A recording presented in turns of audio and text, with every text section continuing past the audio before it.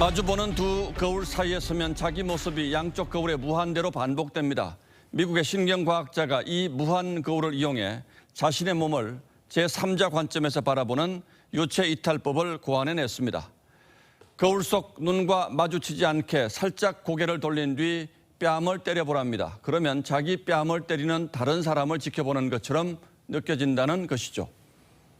하지만 거울을 본다는 건 자신을 정면으로 응시하는 겁니다. 성찰과 참회 시인 윤동주도 거울을 보며 부끄러워했습니다. 파란 녹이 낀 구리 거울 속에 내 얼굴이 남아있는 것은 어느 왕조의 유물이기에 이다지도 욕될까? 이러는 내가 정말 싫어. 이러는 내가 정말 미워. 나훈아가 작사 작곡한 갈무리도 하루하루 마음을 정리하고 마무리하는 일종의 거울 의식이라고 할 수 있겠죠. 문재인 대통령은 국민과 수시로 소통하겠다는 취임 약속과 달리 불통에 가까웠습니다.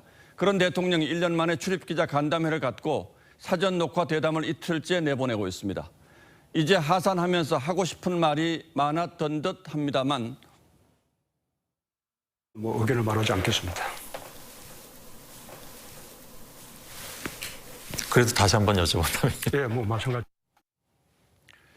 대통령은 민주당이 왜 갑자기 검수완박을 밀어붙이냐는 질문에 거듭 답변을 거부했습니다. 반면 모호한 양비론으로 평가했던 법안에 대해서는 솔직하게 수사권과 기소권 분리가 내 입장이라고 했습니다. 그렇다면 대통령이 검수완박법을 공포해 검찰이 문재인 정부의 여러 직무상 의혹을 수사하지 못하게 되는 것을 어떻게 봐야 할까요?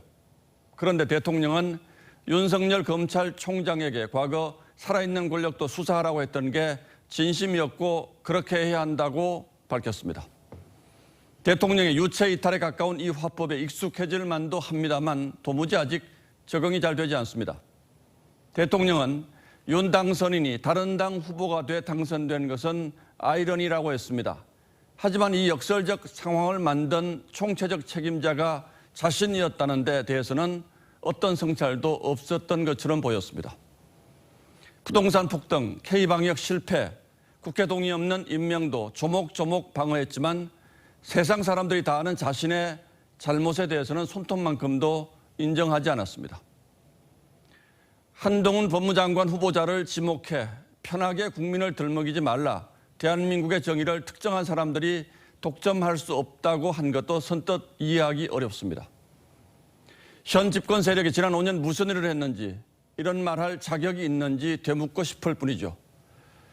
대통령이 털어놓은 지난 5년의 소외엔 자부심에 억울함이 섞인 복잡한 감정이 느껴집니다. 하지만 산을 오를 땐 보이지 않다가 하산길에 비로소 보인다는 자기 성찰의 꽃이 전혀 보이지 않았던 건 못내 아쉽습니다. 어느 철학자가 말했다죠. 나는 거울 이상의 것도 이하의 것도 되지 않겠다. 딱 그만큼만 바랬는데 너무 과한 기대를 한 것 같아 하루 내내 마음이 불편했습니다.